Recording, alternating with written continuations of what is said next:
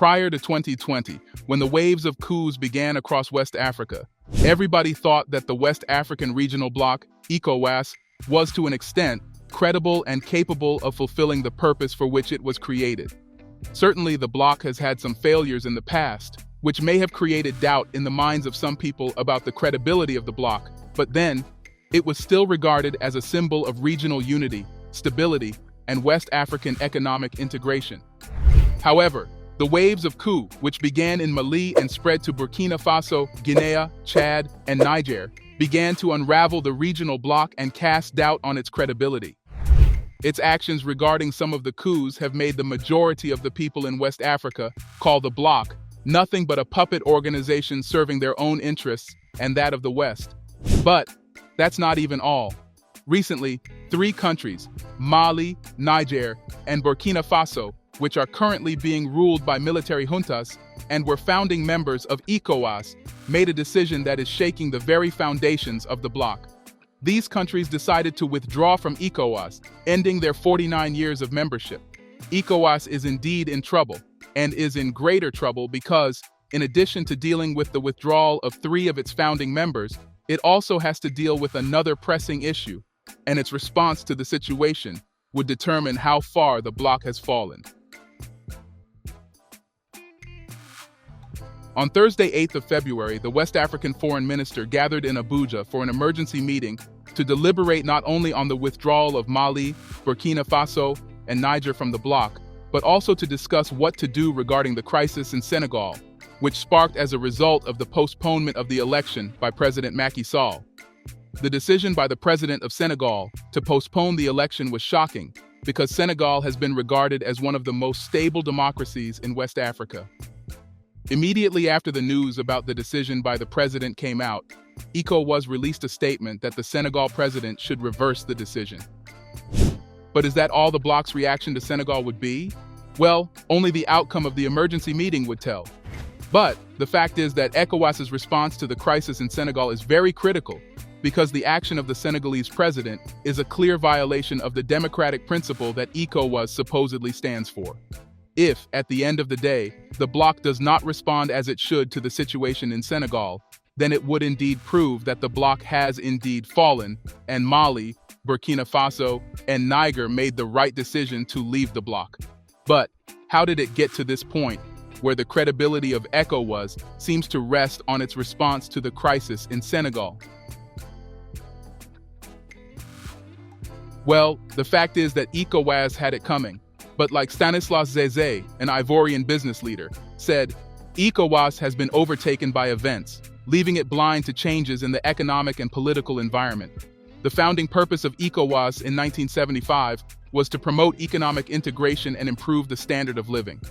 But take a look at all the 15 member countries that make up ECOWAS. Does it look like the standard of living has been improved? Instead, each of these countries are faced with a staggering debt burden, low standard of living, poor infrastructures, and high rate of poverty. The masses in all these countries are suffering terribly from the bad decisions made by leaders whom they did not elect and who are the leaders of ECOWAS. Aside from promoting free trade and free movement among the member countries, what exactly has ECOWAS done in its 49 years of existence? Defenders of ECOWAS would say that the bloc has had some success in protecting and deepening peace, stability, and democracy, which is part of its objective for promoting economic integration, and they are correct. In April 2012, for example, it negotiated the restoration of constitutional rule in Mali after the ousting of President Amadou Toumani Touré in a military coup. In September 2015, after a military putsch in Burkina Faso, ECOWAS facilitated the return of interim president Michel Kafando. In January 2017, it secured a democratic transition of power in the Gambia, after longtime leader Yahya Jammeh, who had lost the December 2016 presidential election to current President Adama Barrow, tried to unlawfully remain in office. The question, however, still remains, how has ECOWAS helped in regional stability? Take a look at the Sahel, a part of West Africa. Does it look like it's stable? Aside from being known for its high level of poverty and poor level of development, The countries in the Sahel are currently known as the most dangerous places to visit because of the high level of insecurity. Jihadists and armed rebels have turned the Sahel into their playground, leading to the death of millions of people and the displacement of far more. What exactly has ECOWAS done? The answer is nothing. Since the crisis in the Sahel began in 2013, the bloc has not offered to use its collective resources to help the situation. Maybe if it had, the insecurity would not be as prominent as it is. Without mincing words, Ibrahim Traoré, president of Burkina Faso, is right in saying that one of the reasons for withdrawing from the bloc is that ECOWAS has not offered to help combat the insecurity facing the Sahel countries. Now let's talk about democracy. Defenders of the bloc would say that ECOWAS has been instrumental in promoting democracy, but is that truly correct? Does promoting democracy only mean taking a strong stance whenever there is a military takeover?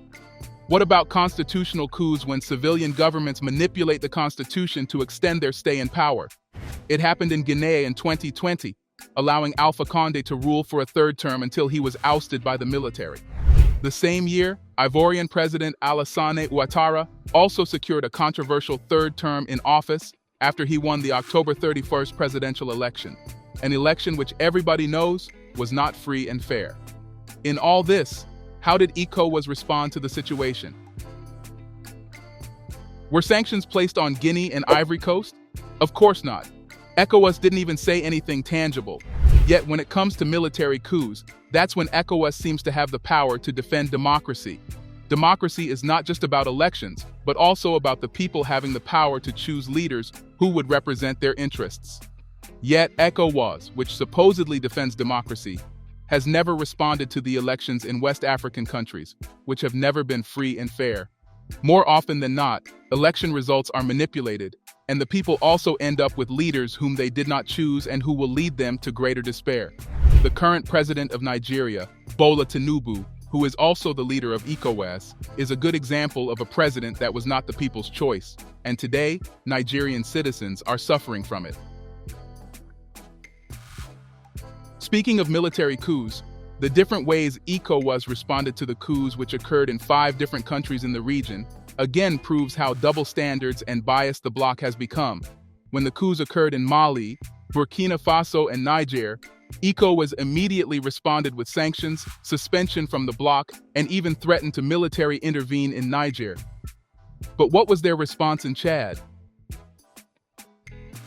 Aside from a mere statement condemning Chad, what else did ECOWAS do? Nothing. This is because the coup in Chad had the backing of France. So tell me, was Ibrahim Traoré not correct when he said that ECOWAS has become a puppet of foreign interest? He certainly was. The only reason why ECOWAS threatened to militarily intervene in Niger was because France, the USA, and the international community were backing the decision. The fact is, Mali, Niger, and Burkina Faso are justified in their decision to withdraw from ECOWAS. In recent times, the bloc, which is supposed to be a source of help to these countries, has been a threat, just like Ibrahim Traoré said. Think about the fact that just because of the coup, Nigeria cut off electricity to Niger and closed its borders to stop goods from going into the country as part of ECOWAS sanctions. Mali and Burkina Faso also face similar economic sanctions. What do you think these sanctions have done to the economy of these countries? Is this how ECOWAS is promoting economic integration? Leaving the bloc would certainly help to alleviate the sanctions imposed on them, which have caused severe hardship for the citizens of Mali, Burkina Faso, and Niger. Civil societies and organizations have begun to call on ECOWAS to remove the sanctions, which have been termed illegal and unfair, and call for dialogue between the bloc and Mali, Burkina Faso, and Niger. It remains to be seen whether ECOWAS would do as they saw or not. But if there are going to be any changes to the decision made by the 3 countries, ECOWAS would first have to prove that they are still credible and ready to fulfill the purpose for which they were created. Let us know in the comments section below. Don't forget to like, subscribe, and share this video.